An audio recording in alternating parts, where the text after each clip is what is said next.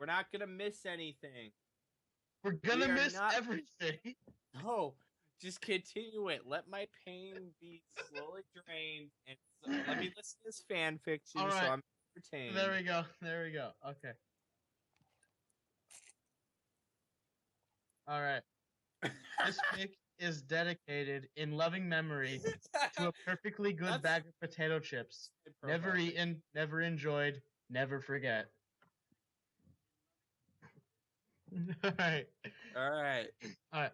I walked through the meadow, feeling the sun on my face and the tickle of the blades of grass on my bare feet.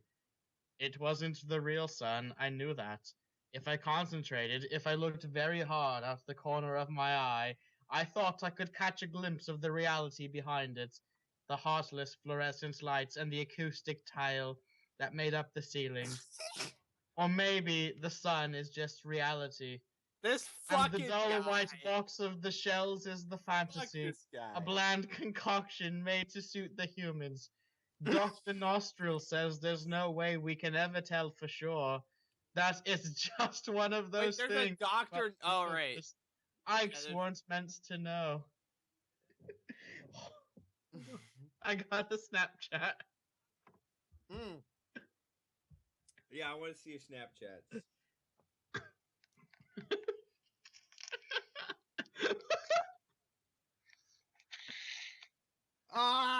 You drank a 22. You're awesome. All right.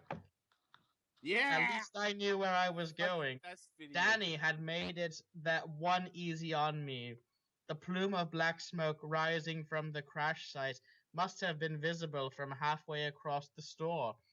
I felt a twinge of worry in my chest. It was probably nothing. Danny had been in worse crashes and barely had been scratched. Barely. Still, you never knew what might happen. Another twinge. This in my stomach reminded me that I hadn't gotten to eat any of that ice cream. Hi, I got another Snapchat. Let me check it out. Can you skip down to the part where it becomes erotic fiction, please?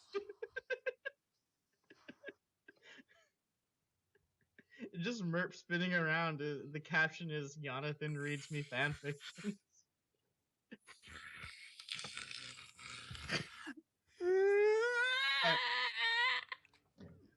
You can do it, sunshine, I told myself firmly. You can get to Danny, make sure he's alright, and get back way before the stuff melts. All you've got to do is pick up the pace. What, does this take place in Antarctica? No, it's her ice cream that she's eating with Dex. Why is she eating ice cream? Don't you remember the beginning of the movie? I don't remember shit, and I intend for it to stay that way. Okay. I felt something else then. A wave of cold dread. Something was wrong. Very wrong. Why did I feel this way? I need my pen. Dex was right. Danny probably wasn't in any danger. He did crash all the time. Checking on him was more a matter of politeness than necessity. More a matter of politeness. Something lurched in my chest. That's when I knew. My product. Yeah. Something was happening to my product. Something bad. And it was happening right now. I never felt anything like it before. And yet it was crystal clear and straightforward as the nutritional information on the side of the box. My arc brain knew instinctually that there was a problem.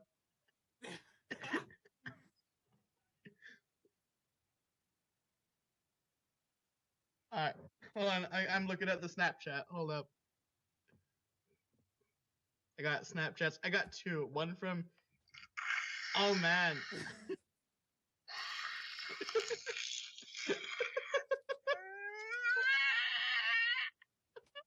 Okay. We got Merp. We got one from Merp, too. Hold on, I drew a fucking picture of the koala. We got two from Merp. Oh, my goodness. Fuck everything. Here, alrighty. I do more fan art for Fin Fight. Alrighty. That's under public domain, so you can use it. Okay. I looked over the smoke and bit my lip. I'm sorry, Danny, I whispered, and I turned to run. By the time I reached the aisle where my raisins were kept, I was nearly in a blind panic, my heart beating wildly. I was so desperate, I almost ran smack into Mr. Leonard's shoe.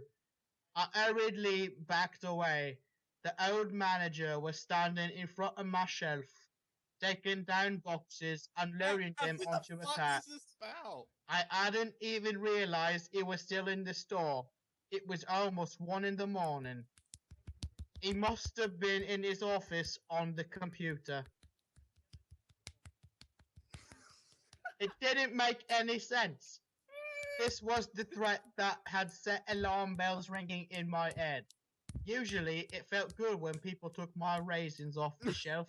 What And the Mr. fuck? Leonard Is that a was a euphemism sweet for old man. something?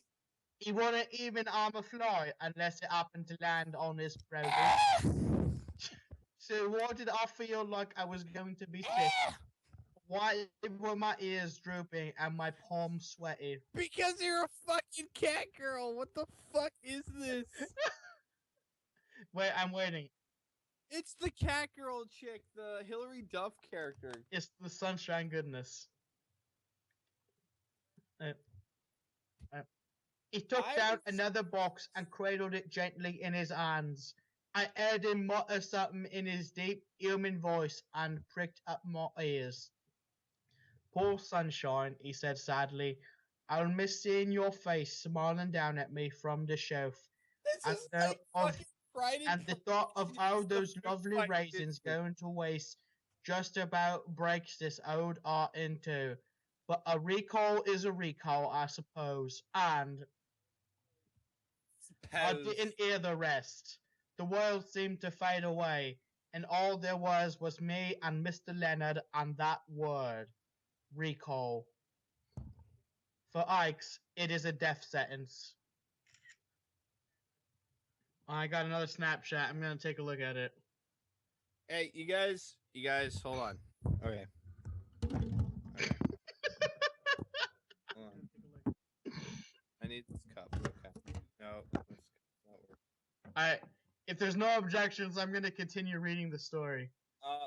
Okay. Fucking. Alright, you guys are gonna hate me in a second. Well, it wasn't real. It couldn't be.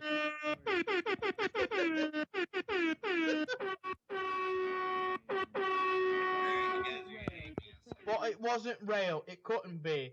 I told myself, pacing back and forth on the grass.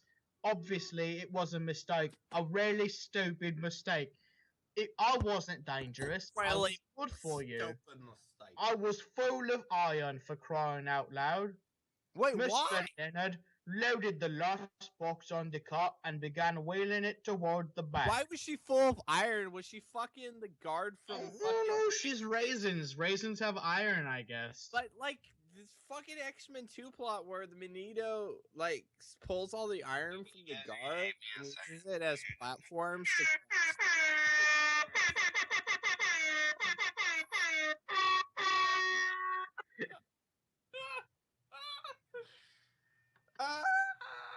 This fucking I need piss. I'll be right back. Oh shit, my glasses came off. Oh fuck. Let's break those. I need money. Well, I'm not going, I said to myself, crossing my arms. Jeepers, this is just silly. He'll figure out soon enough and put me back on the shelf. I'm going to check on Danny now. Who knows what kind of trouble? The words died in my throat as I turned. The beautiful grassy park was gone, pulled right out from under my feet.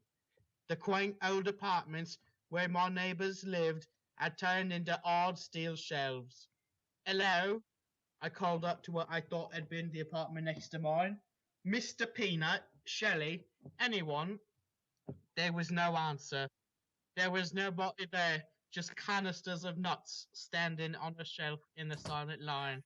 I can't hear. Above me, the sun went out. Oh, no. Move my... Okay. Oh, I'm back. You're back? I'm back! Okay. Was this reality? Was this Mockatropolis really look like, but on the grand shared illusion? vast multi-layered metal walls, and a few ugly flickering lights far above. Caught in a landslide. It No, didn't matter. Reality. It was more reality now. I No, always it's not. wondered why Arcs No were escape. without a fuss when they were recalled, and now I knew. If I stayed, I would be a ghost.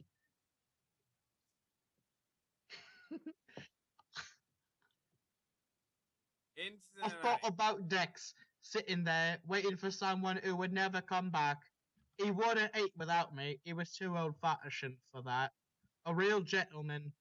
He would just keep waiting, and the ice cream would melt. For some reason, it was that image, that mental picture of poor Dex all dolled up in his formal tuxedo, sitting in front of a tureen of liquid ice cream that set me off. Tears rolling down my face, I trudged through the dark, empty store. I wrapped myself in his arms. It was cold without the sun. It is something.